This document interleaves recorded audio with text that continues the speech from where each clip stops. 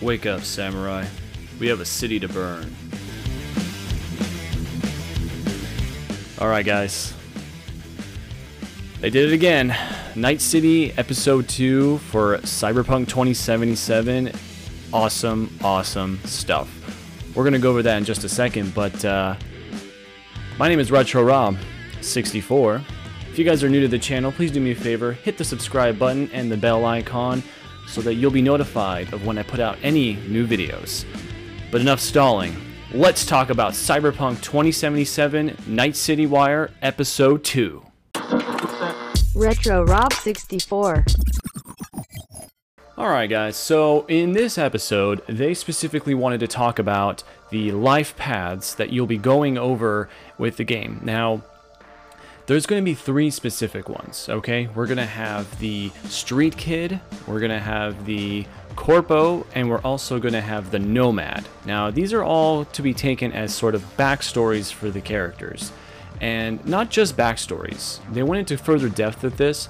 They're going to actually affect your entire playthrough for that story. Now, my assumption is you'll play, let's say, Nomad, and you'll just play as the Nomad the entire way through that playthrough. So essentially, you'll have 3 different types of playthroughs at minimum for your character. Now, we're not even talking about the little side quests that you'll be doing on probably for 50 hours or so, that you'll actually get to choose different paths within those paths. It's a CD Projekt Red game, guys. It's going to be in depth. You know this. So I'm going to go over a few of the paths and go a little depth with them and my interpretation of them. And the first being the Street Kid. Now this is going to be essentially someone that has been in Night City the entire time of their life. Now we're going to have like the slum kind of life, the inner city sort of growing up. Think like Detroit type of thing, just, future. Essentially Blade Runner. That's kind of where that's going to be essentially kind of geared into, like, with the story. Now, that's awesome stuff. That's going to be great. You get to play the rags to riches kind of game. That's going to be great. You're going to come from nothing and really grow into something. And that's essentially where the Street Kid wants to go with it. You're going to know like the gangs, you're going to know the inner workings, you're going to know a lot of the people already in the city. A lot of the gameplay is going to be happening obviously in Night City, but you're going to have this plan to go, hey, I want to go all the way maybe to the top. Maybe essentially, kind of, we'll touch on the Corpo sort of a life path in a second. Maybe you want to become that person. It's not going to probably go in that route because it is such a 2 different type of paths type system. But just imagine, like, you've had $10 in your pocket your whole life and you want more. That's kind of like the Night City life. Next up is the Nomads. Now, these are the people that live basically in the Badlands. We talked about that last episode, and this is kind of the area where you live there, but you don't want to, but you kind of have to because you can't afford anything else. I think these different paths kind of connect with people in a way that, I can relate to this character. I totally get, like, having this impoverished lifestyle, and maybe this is where I start and I can really see how my life would develop in this futuristic setting. They're really leaning into the RPG mechanics. But going back to the Nomad, we're talking about an area that's, it's the desert area, it's very low income, very low opportunities to grow in terms of just monetary wise. Maybe you get into a lot of scrupulous activity. The idea behind the Nomad is it's freedom. You are free, you're out of Night City where the rules and the laws are really heavily in place. This is an area where you don't have that. You get to be the outlaw, you get to have your freedom, but it comes with a cost, and I think we're going to see that during the game. Yeah, a lot of, Wild West themes, a lot of, country living. So I think it's going to have that kind of pull for, I want to take it easy. I want to be free. Red Dead Redemption 2 type thing. I just want to be out. That's going to be perfect. Now, the Badlands is not limited to the Nomads.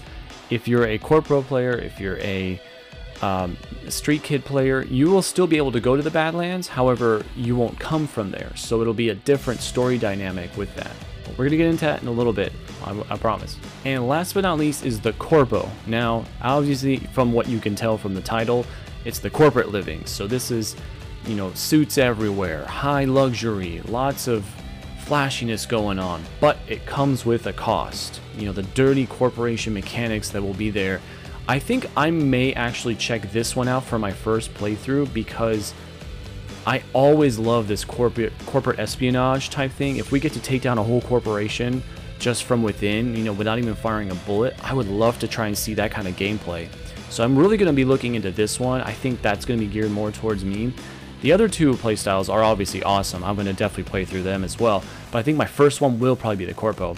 And let me get into why. So, like I said, we're going to have the dirty corporate mechanics going on. You're going to have, like, that scene where, like, you know, he pukes and stuff. That's actually the Corpo storyline. So there's a lot of high stress going on. There's a lot of decisions being made at upper management that affect everything below. And you're going to be affecting sort of probably other storylines in some way. Not directly, but indirectly, as a Corpo sort of life path. And you'll be affecting, you know, how the Badlands maybe it runs through that playthrough. You'll affect the city life, you know, with your decisions being made in game. And you're going to see some really interesting storylines, I think, with this. I think you're going to have a lot of different sort of... I don't want to use the gun for this. I want to use my tactical silver tongue, so to speak, to get out of the situation. So definitely looking forward to it. And you know, while I was watching this broadcast, something popped in my mind, and that's GTA 5. Now, if you play through the story campaign, which you probably have, the game is like 15 years old at this point, they did something really right, which was the three-pronged story arc. Now, for up to this point, we always had one specific character that we followed through with their story. That wasn't bad, that was obviously cool, a really cool dynamic of the story. But once we got GTA 5 and we got 3 different protagonists, or antagonists, depending on how you look at it, and you got to play through their storylines, that was phenomenal, because you got 3 very diverse sort of feels for the story within Los Santos. Now, you have that kind of going on, I think, with this specific Lifepath choice. Now, I think the developers thought about this and said, well, how do we tell a story that is such a vast city and such a vast world in one story? I don't think we can, so maybe we try 3 different ones, and that'll cover most of the bases for what we want to tell in terms of the story. And I think it's a great idea, and I think it's really going to execute very well, just from the amount of polish that they're putting into. And I think this is why the game's been delayed a few times. I think they really wanted to nail this core mechanic down to the T. And if GTA 5 did it well, I mean, CD Projekt Red, they've got this. This is gonna nail it. Another quick thing I wanted to talk about, the graphics look amazing. Now, I know I keep saying that. I know, it's a beautiful game. But this time around, I couldn't believe how well the gameplay looked, just polished. I was combing through, and I couldn't find too many flaws. I found a few flaws, sure, but nothing to the degree that I saw in the last episode, where you had you know, the pop-in. I looked and I couldn't find pop-in. There was a tiny bit, not even enough to deter. I was focused on the world and the gameplay. I was looking directly at it. I wasn't immersed. Immersion was not broken. That means they fixed something really well there. I'm looking forward to seeing where the Series X and the PlayStation 5 go from here. And last but not least, we're going to talk about the guns. Now, the guns are really a huge prominent factor, obviously, in this game, and it is an RPG, but they're putting a lot of RPG elements into this with the guns. Now, if you're thinking Borderlands, you're sort of right, and we'll get into that in a second. But I just want to say, this game has guns, and a lot of them. We're going to be able to pick them up, we're going to be able to loot them from sort of these hidden chests. We're going to be able to kill certain high individual targets that have very specific guns and take them, if you don't mind seeing that character in your story anymore. Again, these are the branching choices that we're going to see in the stories, and you're going to get some pretty cool stuff. We got a good glimpse of the different types of weapons. We got melee weapons, we got guns, and some of them have different sort of settings. Now, we have the power, we have tech, and we have cyber. Now, power is like your typical guns, your regular just projectile weapons. They can actually ricochet bullets off of walls to hit targets behind cover. Now, that's going to be a really cool mechanic, because we're probably going to need to use a lot of these things to stay alive, I feel like. And we're going to also get the tech guns. Now, these are high velocity rounds. Now, we're talking puncturing rounds. So someone you can see through, oh, I don't know, maybe an ocular implant that sees through walls. Boom, put your sniper rifle on with a tech attachment, shoot right through that wall, take out that enemy. Done. No problem. That's part of the game. We're also going to talk about cyber guns. Now, these are the guns that basically have motion tracking, so they can pick up targets really quickly. You can shoot the shotgun in one direction, and the bullets will actually curve around, sort of like Wanted in that movie. Yeah, that movie. And you'll see the bullets ricochet around the corner and hit that enemy. We're talking shotguns. We're talking all sorts of guns that can actually utilize this tech. And, you know, if you think about it, that is probably the next evolution in warfare when we're talking, you know, into the future, like 2077. I could see that kind of gunplay happening. So I'm going to go into a couple of gripes here. There's still no third-person mode that I could discern or see from the melee weapons, and I think I'm getting on board with it. I don't think I'm really like, oh man, if they don't have no third person, this game's going to suck. I'm becoming more on board with it since the first-person focus in this game is so heavy.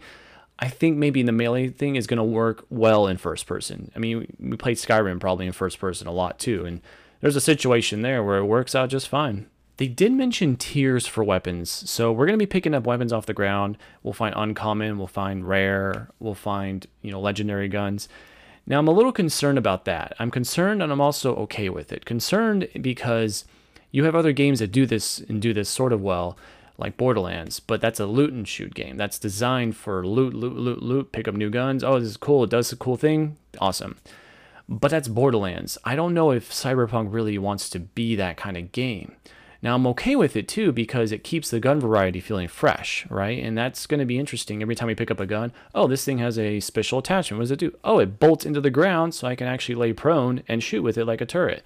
Or I can bolt it to my arm and shoot it off my arm. That kind of stuff would be cool, absolutely. But it's just we're gonna have to wait and see what does a tier system really affect on the game. Does it deter? Does it add? We're gonna have to wait and see.